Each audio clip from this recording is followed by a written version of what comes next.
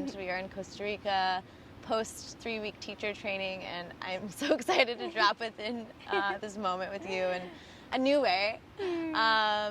So 3 weeks away from life and just responsibilities and hustle, how are you feeling? I feel so peaceful, so relaxed.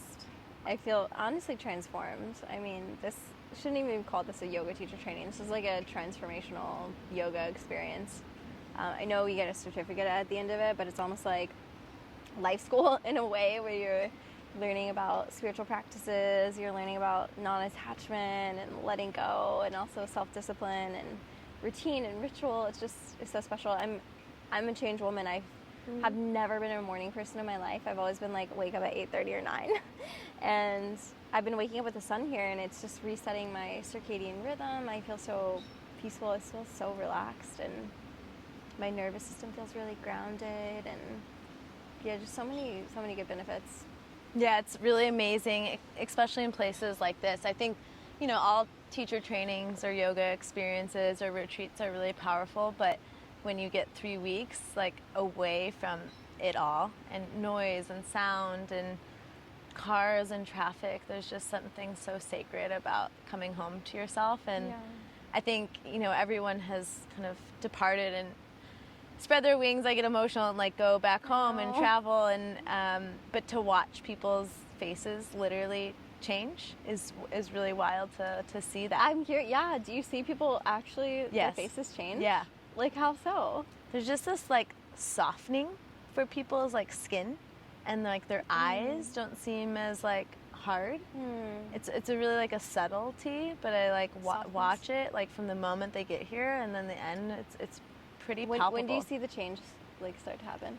I would say the beginning of the second week. I think the first 5 days of training is actually really hard for people to shift energetically from just like that pulse and energy. And then also I think in the beginning few days, maybe you experienced it, I don't know, but there's like this weird like, should I be here? Like I miss my people or my partner or like my routine. And I think there's just this weird like trying to settle that happens. Yeah. I was actually really excited to get out of my routine and like come to this place, and it's really beautiful. But then I think at like day 4 or 5 for me, I had a moment where I was like, all right, I need to hustle, I need to work, like I miss like like I'm creating a YouTube channel right now, and I'm putting a lot of effort into it, and it's just like that constant like feeding of energy. And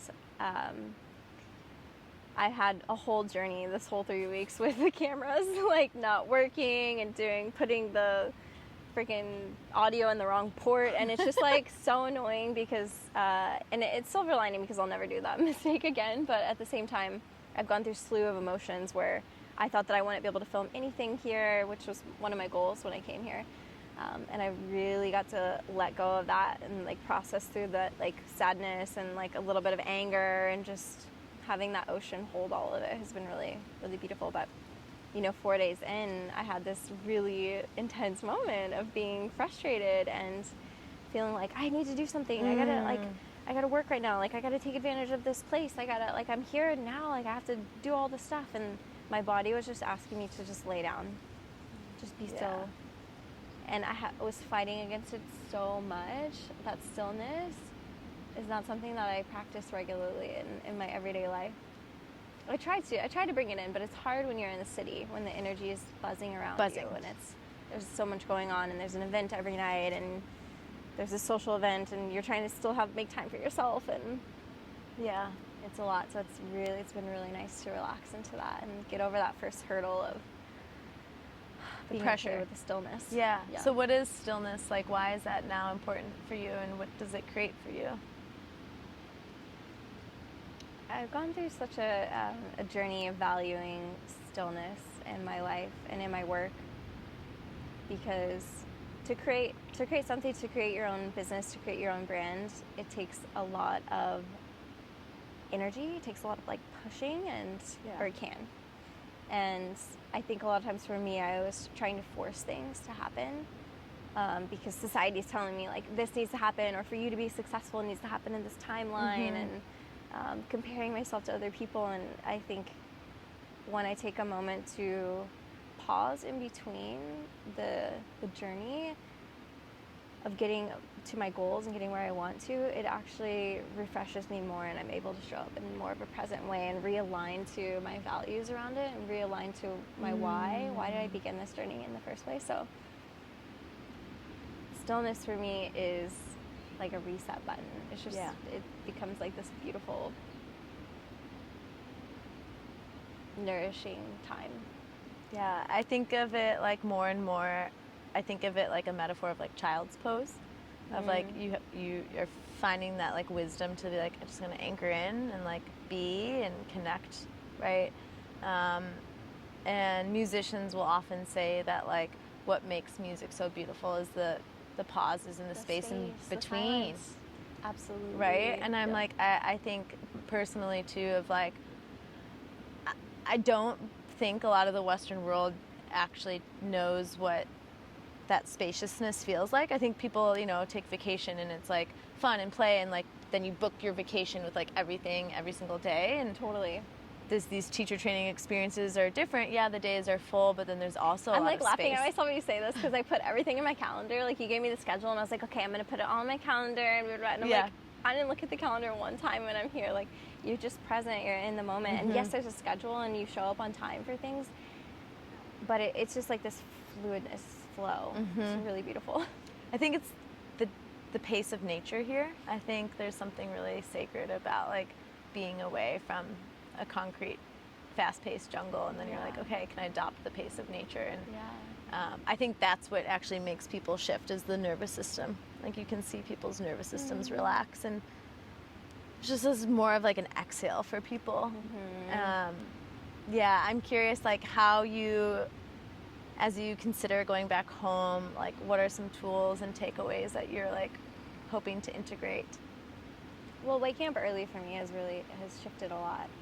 Like I said, I woke up normally like 8:30 or 9, and now, even though I won't have a place to like walk out and see the sunrise like I will here, which is such a gift, such a blessing, I think just that energy of waking up in the 6 o'clock hour for me, it just feels really nice. It feels like I'm able to ground my energy for the day. And at this training, we've been doing yoga at 7 a.m. every morning. We have like a spacious 2-hour practice. I don't think I'll be able to do 2 hours every morning in my everyday life, but just establishing that routine and that movement practice first thing is so important for me, and I really want to carry that in.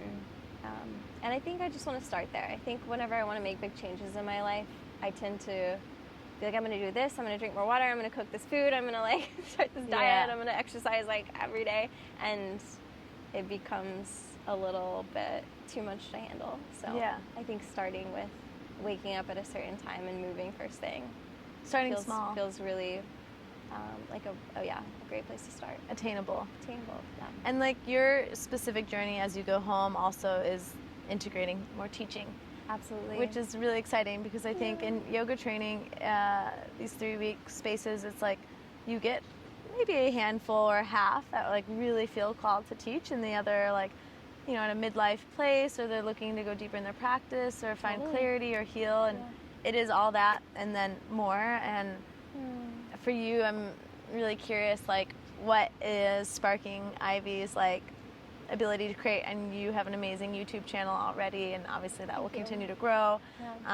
But what new like passion projects are brewing for you? So I started my YouTube channel because I wanted to get better at cueing. You know, I had just finished a training, and I was like, I just want to practice cueing. And actually, one thing I learned in training was to film myself and then listen back to it, or put headphones in and then actually do the flow with your listening to your own voice. And that was like a big hurdle for me to get over, because I didn't like the sound of my voice for a long time. And now I'm learning to just like really love it, and it feels so like I'm really softening into it, and I'm able to find my flow with it. But that was my goal for starting my YouTube channel, was I just want to practice and get better at cues. And then it just became so fun. Like, I'm loving doing sequencing and getting creative, and some of the things that we learned from one of the instructors that you brought into this training, Tavo. He teaches functional range conditioning and these really beautiful mobility practices to really warm up the body in a nice way and strengthen it in like a slow build, like a slow strength. And I'm really excited to incorporate that into my flows, into vinyasa flow, as well as I have a background in animal flow and primal flow. So I want to just mesh all that together in like a really beautiful package. And actually, when I was here, I created a 7-day primal flow challenge that I'll have on my YouTube, launching it next week. And it just feels so appropriate to be in the sand and like primal, like in the grass and the earth. And so I'm so grateful for this time Amazing. to create it here. It really came to life here. You talked about a few things. You just mentioned like the importance of silence, and then you used the word softening, and in other conversations you talked about how important that's like been to you, of like that slowing down. What do you find is the dance or the balance between those worlds of being in that like sweet, soft, more feminine space, and then at the same time like showing up and having that strength and that courage and vitality the to like masculine create? side, yeah, like marrying the masculine and feminine together. Yeah, that's something I've been putting a lot of effort into, because I think the past couple of years I've been really just way too much in my feminine and not getting anything done, feeling like very spaced out. Like the energy felt like it was kind of just like dissipating because there was no container, no structure to hold it. And I'm typically like always in a relationship, and I had a period where it's like I don't want to be with anyone. I just need to live by myself. I need to just recenter. Yeah. And I learned the importance of creating my own container, which we can do as feminine beings, as women. I think it's actually really important to create a masculine container for yourself, and it doesn't have to be like macho masculine, because I don't think that's what masculinity really is. I think masculinity to me is the ritual, the structure, the commitment, the showing up when you say you're going to show up, and honoring your time and your task, and having like the clarity and the focus and the motivation to like penetrate it. I know that's like an intense word, but that feels very masculine to me. So within that, being able to like create that for myself, and then I get to like play and bring my creative magic and that softness of like the femininity, and not forcing things, like really letting them flow into the creation, but staying clear. When something like flows in with the feminine, being like, oh my god, that would be so fun to do. I'd be like, is that really fit into the container? Does that really fit into the clarity of the vision that I'm trying to create right now? If not, I can put that aside for another time in my life, or another day, or just letting it be okay with that. Be okay with not doing everything that I want to do right now, and letting the feminine just kind of take me everywhere and all around. I think this is a really important conversation, because there's a lot of energy towards like just pursuing the divine feminine and what that means, and I see that like a lot, and I think it's beautiful that women are coming together and like realizing their power and standing up. And I also think it, like you said, it can go too far one way, and that we also are all of it, right? And having that balance, and to me, is yoga, right? And like I think that's what's so special about yoga, is you can be that all at the same time. You don't have to be this or that. It's like this coming together of like you get to welcome both parts and all the spaces in between. That it's not just like yin or yang. It can be a mix of both. And there's moments of people going out into the ocean and like sharing a letter out to the ocean, or crying out to the ocean, and it's like also the ocean is really powerful. Yeah. She don't play. Yeah. Right? And she's like very fierce. She's fierce. But also so soft at the same time. And fluid. Yeah. And so I think there's really, I'm really curious to see how this unfolding of women now figuring out that it's both, and it doesn't have to be this separation. I think in yoga we talk about suffering is separation, and it's like people being like, I'm this or I'm that, and it's actually, there's a lot of healing when we bring all parts of ourselves together. Yeah. And yoga actually translates to yoke, or combining body and mind and spirit all into one. And I think that it also comes back to the masculine and feminine, of being able to like marry those two within yourself. Even for men too, like finding their feminine and marrying them together. I think it's really important for us as human beings to find that middle point, that balance between between both. Yeah. Yeah. And I think our society is also, like you had mentioned, especially in cities and just the news and media and sound and noise and traffic and that push is there's this one more masculine energy, but it's also, we're talking about our nervous system, and like we're so wired and conditioned to be in the sympathetic nervous system, that fight or flight, and like go, go, go. And, you know, then you see a lot of people get like ill and overworked and burn out. And I think we also confuse that of just the masculine, but it's also our nervous system being like, hey, I really need to soften. It's actually not even, you know, one or the other. It's that discernment you're talking about of like, can I pull back here, or do I need to engage, right? Yeah. Do I need to take action, or do I need to rest? Yeah. Finding that. Yeah, discernment is so super important. And so I'm curious, because your background is, now I like hearing you more talk about like your passion and excitement to create sequences, and your background in fashion and like how that's unfolded into that world, and then also your background in so heavily in the world of acro yoga, which is very physical, right? And now you're like seeing this sweet space of moving into asana and holding spaces for like vinyasa flow and being creative. And I'm really curious to see if there's any interest for you of like how, or do you want to like unpack more of the philosophical elements into your teaching? Absolutely. Yeah, I think that's why I'm so inspired by you as a teacher. You know, you're actually the person who inspired me to become a yoga teacher. I think I've told you like a little bit of this story, but I took your class online, and the way that you were able to weave all the yamas and niyamas, I didn't know at the time what they were, but you're weaving all of them into the flow in like such a beautiful way, and then bringing it all back into nature and the harmony that we have with our bodies within nature. And also at the same time, it was still such a great workout, really great physical practice. I was feeling a sweat, my body felt amazing, my mind felt amazing, my soul felt really nourished. And you're the one who inspired me to be a yoga teacher, so thank you for that. And you have a lot of experience with teaching, and it really shows, and I really hope that one day I'm able to weave that into my practice as well. And I think that it will come from having my own centered practices and my own discipline and dedication to it, for it to really come through, because I feel that it's all there. It's just, how do I want to express it, and how is my voice going to express that weaving? Yeah, and I thank you. And I think too, it's what you shared about just like the morning routine and like waking up early and just slowly integrating that. Hello. Is that too with the practice? I think people get really excited to like take it all and like go for it, and it doesn't have, there's nowhere we're rushing. And we had previously were talking about just the process of it, and like really allowing ourselves to be in the process, and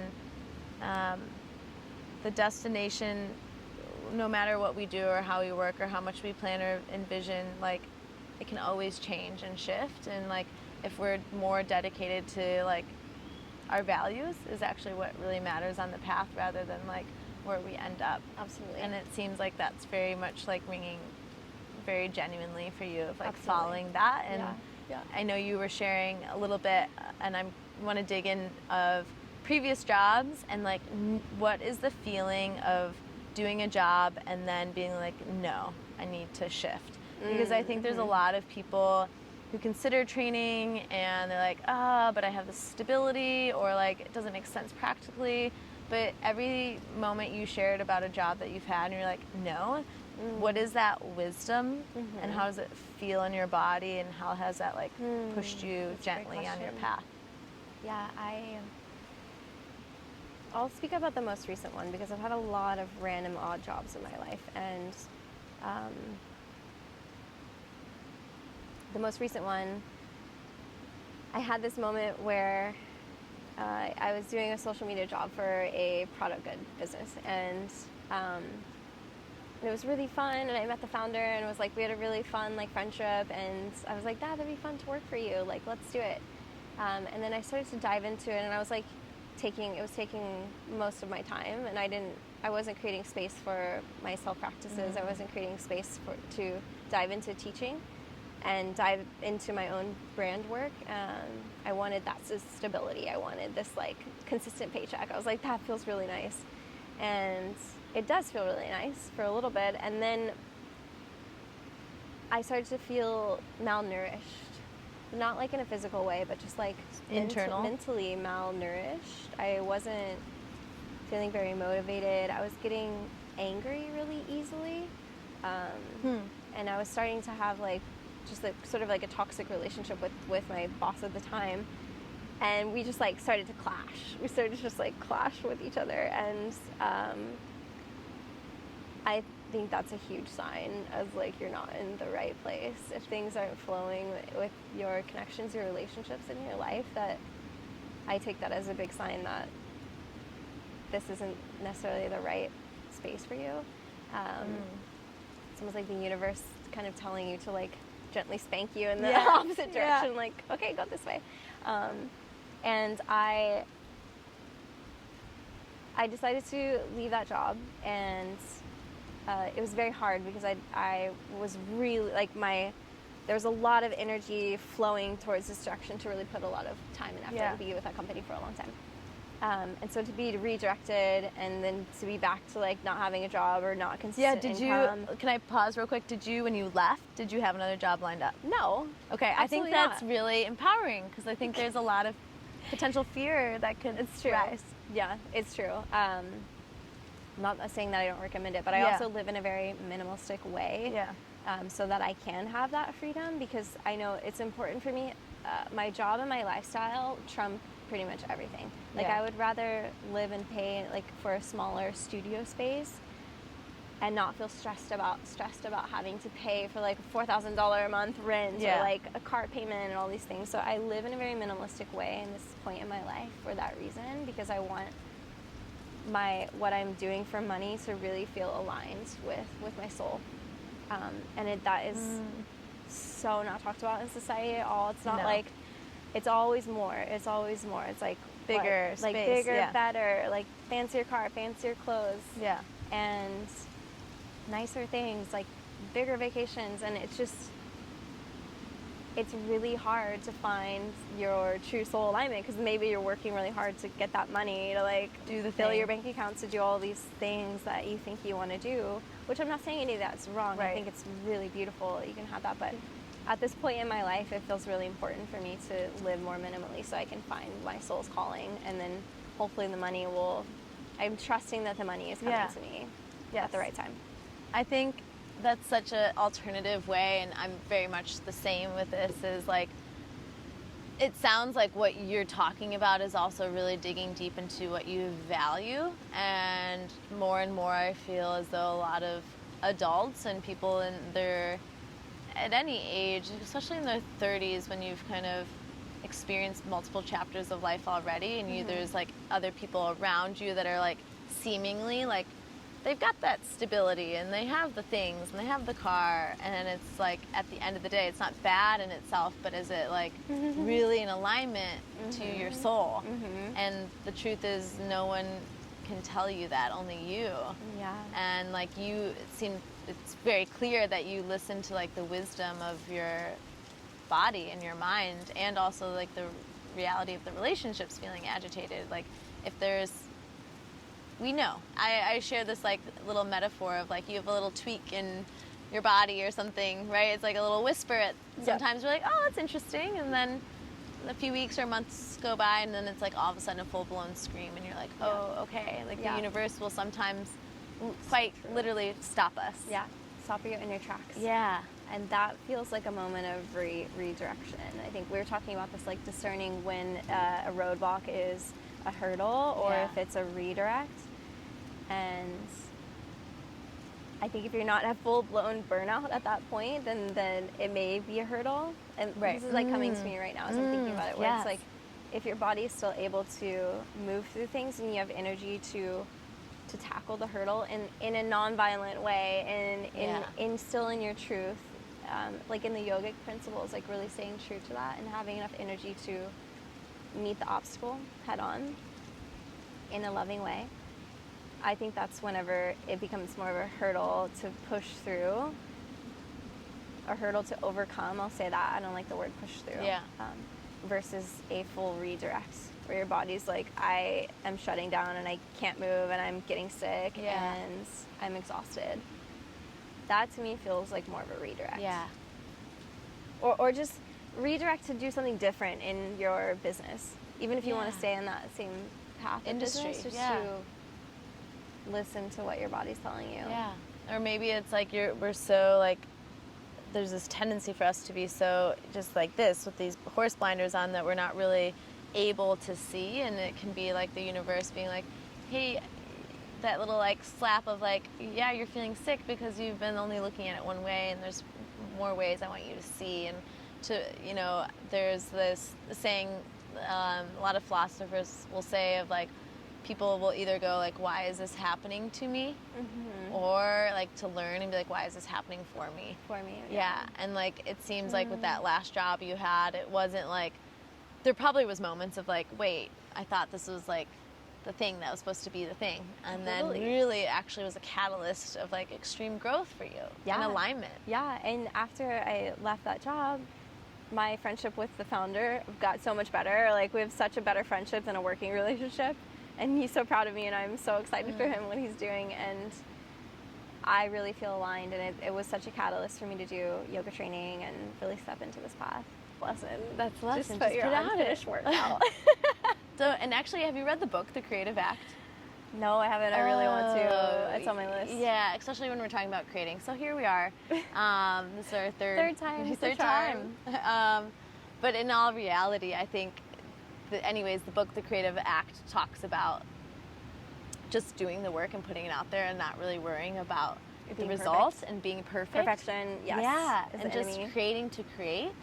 And I think you learned that through like your filming and like this moment now. I'm like, it's okay. Like, it really doesn't matter. What we're talking about is really beautiful and inspiring, and I genuinely feel inspired. I know. I'm like, this just feels so good to talk about this and share it. Yeah, I feel like there's a lot of integration from these past 3 weeks. So, anyways, we think we'll just play with it. As where it cut off was we were talking about this really special practice that happened, and you were talking about forgiveness and what that releases for you and how that happened. So we did this practice called Ho'oponopono. It's a Hawaiian ritual where you say, I'm sorry, please forgive me, thank you, I love you, in some sort of order. I don't know if that's the correct order, but we did this aspecting practice that Christine led us through with my roommate here at the this past 3 weeks. We just like totally bonded. It's been so good, so fun. We've like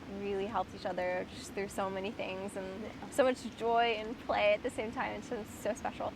But we were partnered for this activity, and she's been having a hard time forgiving somebody in her life, and the exercise was to aspect. So she was pretending like I was that person, and I was telling her Ho'oponopono, which is, as soon as I said, I'm sorry, we both burst out into tears, like really, really deep, genuine tears. And it was a really healing experience for both of us, because I think it's really hard to forgive somebody in your life. It doesn't feel like their apology is sincere, or like maybe you're not open to receiving it from them because you feel like a triggered response when you're near them or around them or thinking of them. So to aspect it with a person that you have no animosity towards and no resentment towards, it's just pure love, your heart is actually in a more receiving space to accept that apology when you're visualizing that person in your life that you haven't forgiven. And it was really powerful. Yeah, watching everyone and their partners in their group, just watching it felt palpable, and like I could feel the genuine energy being shared of like that release. And so why do you think it's so like important and powerful to have those moments? I think forgiveness is actually liberating yourself. You're not liberating the other person. I used to think of forgiveness as, well, I don't want to forgive them because it's forgiving the act that they did and they don't deserve it. But then really I'm holding on to this resentment and this toxicity in my body, and it's holding me down. And when I'm able to really forgive, genuinely forgive someone in my life, then I'm able to release myself and make space in my energy in my body for new things. Yeah. And you could see that so much here. Totally. Yeah. And I think hopefully leaving that, there's a lot of clearing, and I know the ocean had a big part of that. Oh my gosh, I went through so many emotions. I was out there this morning.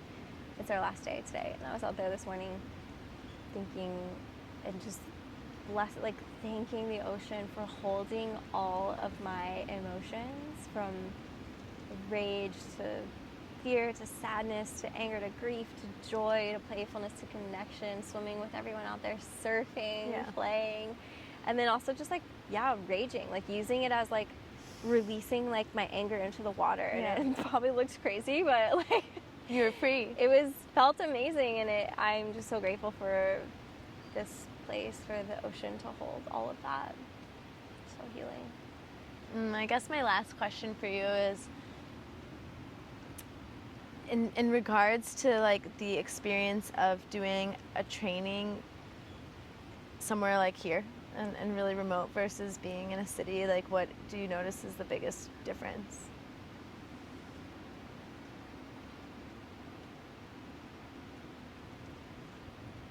I mean, everything.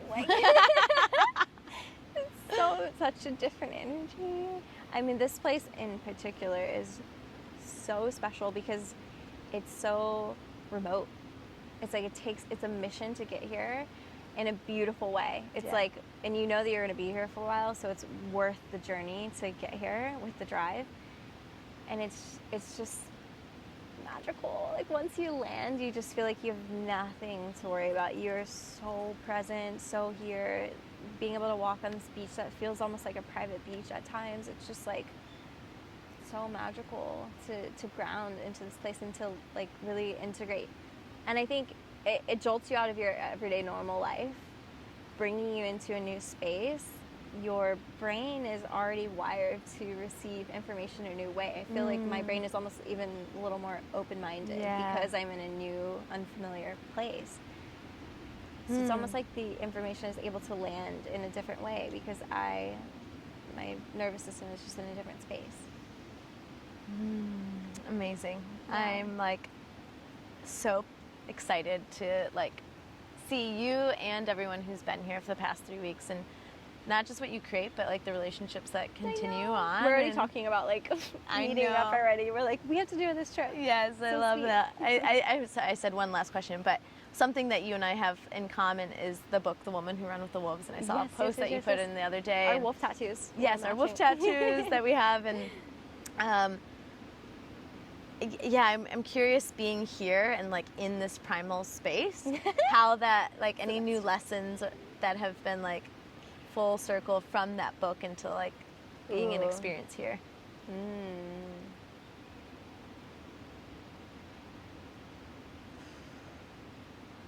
Returning to nature is the wild woman way. I mean, it is the baseline for returning to your wild self, as being, we've basically been living outside for the past 3 weeks. Yeah. And it is so special. It feels so grounded, walking barefoot every day, everywhere, just being in the sun, being with the circadian rhythm.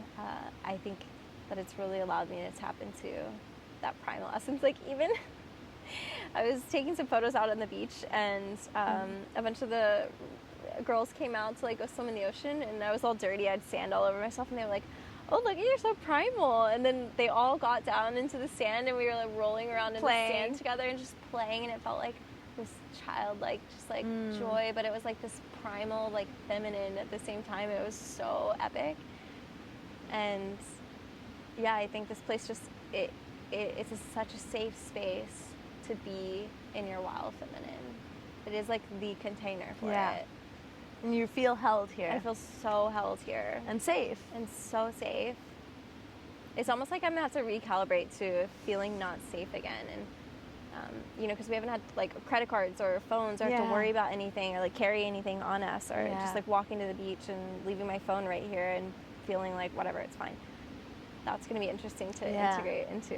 But I think you said something in the beginning too of like creating that container for yourself. I think having the space and like holding it near and dear to your heart, and like one of our fellow students led this really amazing guided visualization and inner child work, is like the space is always here and those memories will always be here, and like we can really hold that in truth. And I think you were talking about like that safety of, or that trust. It's like